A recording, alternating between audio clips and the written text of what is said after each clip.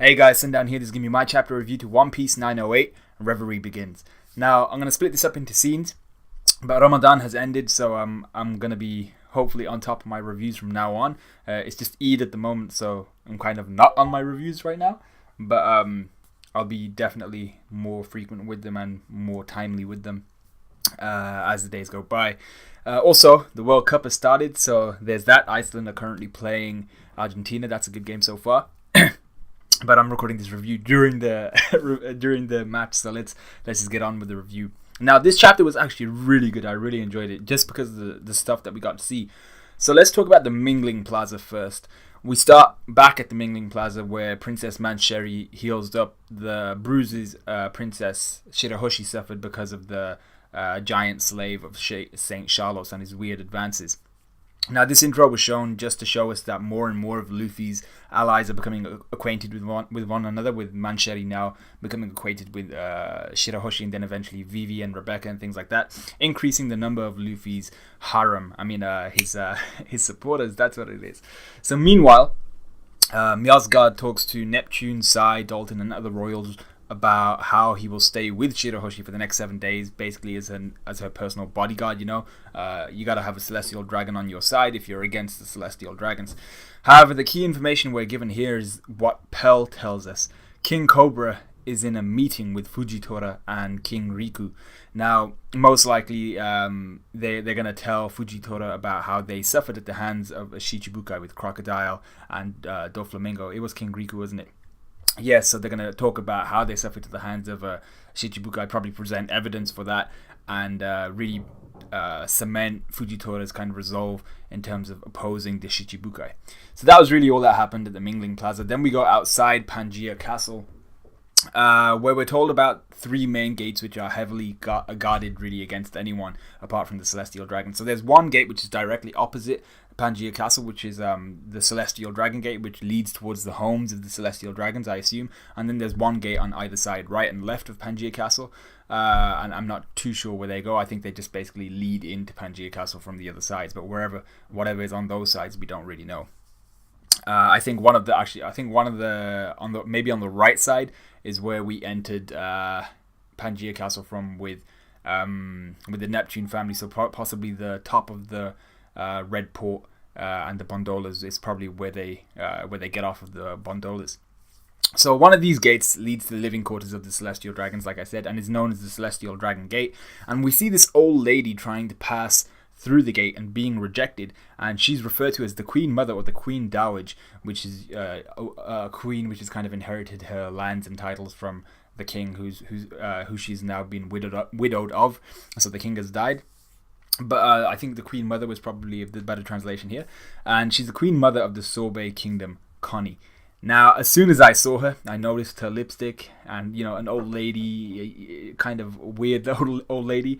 I noticed that her lipstick was exactly the same as Bonnie's, and I assumed she was Bonnie. But even then, I was kind of shook when she did turn out to be Bonnie. I was like, hey, that looks a bit like Bonnie. Oh shit, it's Bonnie. Yeah, so I was like, all right. So yeah, I was kind of shook, and especially because she's identified as the Queen Mother of the Sorbet Kingdom. They see this old lady and they're like, you're the Queen Mother of the Sorbet Kingdom. So really, it's this whole thing, the introduction of Bonnie at Reverie has just opened so many doors because we know so little about Bonnie, but she definitely has more to add to the story. People have been theorizing about her all along. I just personally, I don't like to theorize about characters. I just want to see where Oda takes us. So she definitely has more to add to the story, and they only identify her as the Queen Mother in her elderly form. So was she a queen years and years ago, and she's actually really, really old, or is it the other way around? She's really young. She's actually the age that she normally assumes. You know, the supernova form, and she always assumed like this elderly lady's image so that she could portray herself as the queen of the Sorbet Kingdom, or maybe it was to gain respect or something like that. But I think it's more likely that Bonnie might be a lot older than she's letting on, but then her rise as a supernova is kind of late, and kind of I think she would have been famous beforehand.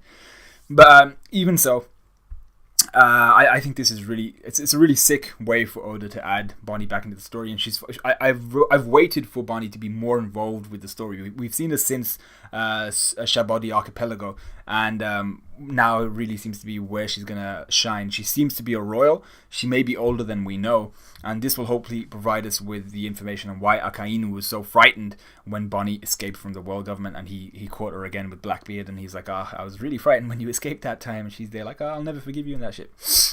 So during this encounter with Connie, who is actually Bonnie, Saint Charles is rushed to the Celestial Dragon Gate, where his father, Saint Roswood, awaits him and orders emergency medical treatment.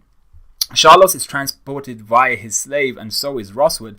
But the really interesting thing here is Roswood's slave. He comes in riding on the back of the Oka Shichibukai, and former commander of the Revolutionary Army, Bartholomew. I'm not sure how you guys pronounce it. Bartholomew Kuma, and I was shook, because he's not a pacifista. He is the Kuma. He's the friggin' thing that the pacifists have been designed off of, and we get some new information on him. So it turns out that our boy Bartholomew, he was always referred to as the Tyrant, and I thought this was just because he was a particularly brutal pirate, or maybe tyrant of the seas. You never know. And even though that kind of goes against his calm demeanor, which we've already seen before, but our boy Kuma is the former king of the Sorbet Kingdom. The Sorbet Kingdom. I was like, oh my god. So basically, he and Jewelry Bonnie were both rulers of the same kingdom at some point.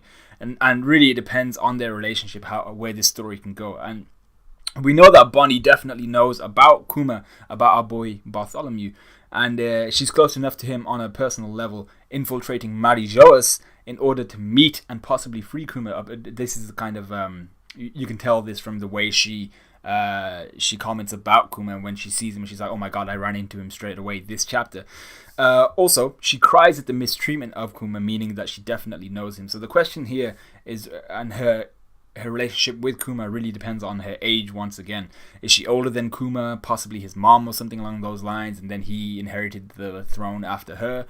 Was she married to Kuma? And that would explain her widower title, the Queen Mother. She's the Queen Dowager, and she inherited the Sorbet Kingdom after Kuma became a pirate and kind of renounced the throne. Or is she younger than Kuma, possibly his daughter, possibly someone that inherited the throne after Kuma? But then it wouldn't really make sense. I think maybe she was married to him, but it would explain the Queen Mother thing, the Queen Dowager thing, but the age discrepancy is too large. Kuma is 47, and Bonnie, in the form of Connie, looked like 70 to 80 years old. So possibly Kuma's mother or something? I have no idea, but let me know what you guys think with that. But yeah, Bonnie infiltrates the home of the Celestial Dragons and is about to cook up God knows what in order to free Kuma, is what we inferred from this chapter, what I inferred at the least. So beneath the ground is the second scene, or the third scene. We have Sabo, Karasu, Lindbergh, and Morley. They're all talking things out, with Sabo raging at the level of depravity that his comrade and their comrade Kuma has been pushed down to due to the Celestial Dragons. Sabo calls Kuma a gentle person, so there's a big chance that his title of being a tyrant was disinformation, which is different to misinformation. So it's disinformation spread by the world government, possibly due to his links with the Revolutionary Army. And Lindbergh even goes on to say that the world government wanted to make an example of Kuma, with him being a previous king of a country allied with the world government. So they're essentially using Kuma. This is kind of like the metaphor, I think. They were using Kuma as transportation for one of the Tenryubito. I mean, the Tenryubito take turns to use Kuma as transportation. So it's just to show how far above normal kings they are. The normal kings are literally just beasts of burden in the eyes of the Celestial Dragons. So another important point here is that Karasu and the revolutionaries are aware that Kuma can never return. Even if they free him, the alterations to his mind and body cannot be undone, and the same Kuma won't be returning to them. And I'm not sure if they were saying that because of his alterations or because of all the stuff that's been done to him, whether his mind would still be in the right place. But I think it's because of all the alterations. Lindbergh then talks about the possibility of their plans going awry, to which Sabo makes a chilling response. With this mission, they'll either taste success or death. They're not going to get captured and doom the Revolutionary Army or anything like that. They're either going to succeed or die, which I thought was like, death flags everywhere, but we'll see how that goes.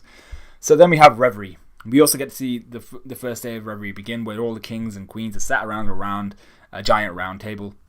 And prior to the official talks, we have a few of the royals actually talking about Luffy, interested in his latest endeavors and what he'll do next. It turns out the chairman for the talks changes every reverie, and this time it's Bollywood. So then we go to the Gorosei, one of the highlights of the chapter. So they're talking about how King Cobra has requested a meeting with them, most likely to talk about the Shichibukai. And they think back to the original founding 20 members of the world government and how the Nefertari family were the only ones to remain on the surface with all the other, peasants. And this got me thinking, does that technically make Cobra and Vivi Tenryubito, or Celestial Dragons? I assume their family has been stripped of that title, because also the Gorosei view them as traitors, as said by one of the, I think is Mustachio dude. So the Gorosei are also worried that Cobra has figured something out. This obviously means they're afraid of people finding out something they're hiding, which is something we all pretty much knew. We know the Gorosei are hiding many things, but we're not sure what they're particularly afraid of King Cobra or any of the other kings finding out. So the Gandhi swordsman Gorosei then talks about how more and more big-time disturbances are occurring in the world and that the balance of the world cannot be maintained forever. However, his incredibly menacing final words were what surprised me, with him saying that there is need for a great cleansing. Now, in human history, we've had great cleansings before, and it's never been a good thing. So this sounds so dark, so dangerous, so ill-boding. It makes you wonder about the last time they decided to perform a great cleansing. I'll let you consider when that could have been. We then go to Im Sama, or YM Sama, which is probably pronounced Im Sama, and it's the kingly or queenly figure we saw gazing at the giant straw hat a couple chapters ago, and we see Im's sword in the ground, having slashed up pictures of Luffy, wanted poster of Luffy and Blackbeard, and a picture of Shirahoshi. However, the one picture which remains in Im's hands is Vivi's, possibly alluding to her Tenryubito heritage and a possible interaction with Im in the future. I'm not sure how that's going to go. It's also worth noting here that the 20 swords surrounding the empty throne last chapter were actually 18 in number, and it's been speculated that one sword belonged to the Nefertari family, who went to live on the surface and probably took their sword with them, or the sword was taken away because they're viewed as traitors. And the final sword, where could that possibly be? It looks like Im is carrying the final sword. Im Sama is carrying the final sword that should have made up the whole 20 surrounding the empty throne. So does that make Im an original member of the founding 20? It really depends on who Im is. I mean, like, Im could be one of the founding members who's just survived and is immortal or something like that. Or Im could just be a very egotistical character. A very egocentric, let's say, character who feels he or she has the right to carry around the sword of one of the original 20 members, possibly Im's ancestor or something like that. But it could be a possibility that Im is one of the original members, and that's why the world government was formed, so that the D clan or something like that could never come back. So we then get one of those highlight moments that Oda always provides us with, and in this chapter it was the Gorosei. So the Gorosei see Im in the throne room, and they address him as Im Sama, which was already setting off alarm bells for a lot of people around the world, because the Gorosei never refer to anyone as Sama, seeing as they're the highest of the high that we know of so far.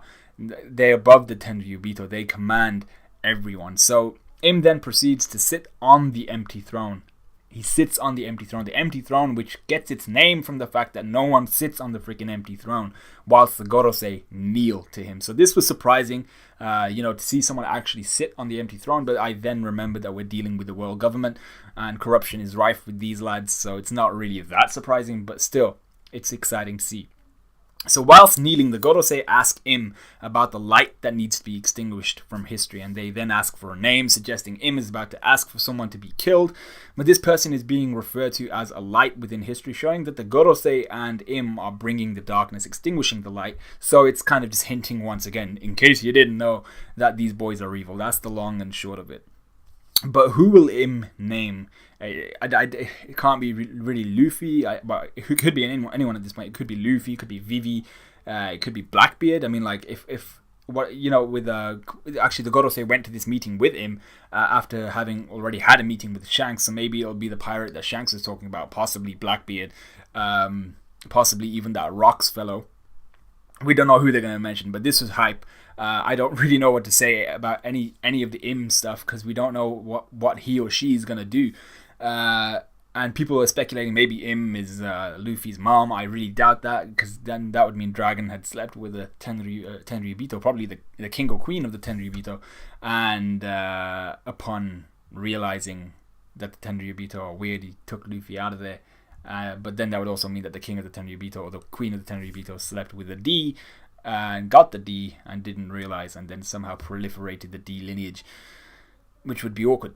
So I really doubt that the king or queen of the Tenryubito at this moment, this Im-sama, did anything with Dragon in terms of sleeping with him. But yeah, I really doubt that's Luffy's mom or mother figure. So with that, the chapter ends, and I really enjoyed it. Let me know what you guys thought of this chapter. Let me know what you thought of this review. Like, comment, subscribe, all that good stuff. My Boku no Hero Academia chapter may not come out on Sunday, because that's like, we have family and stuff coming down for part 3 of Eid. Part 2 is today, and we're not really doing anything. So I'll probably get My Hero Academia out on Monday, and that's about it. So I'll see you guys in a bit.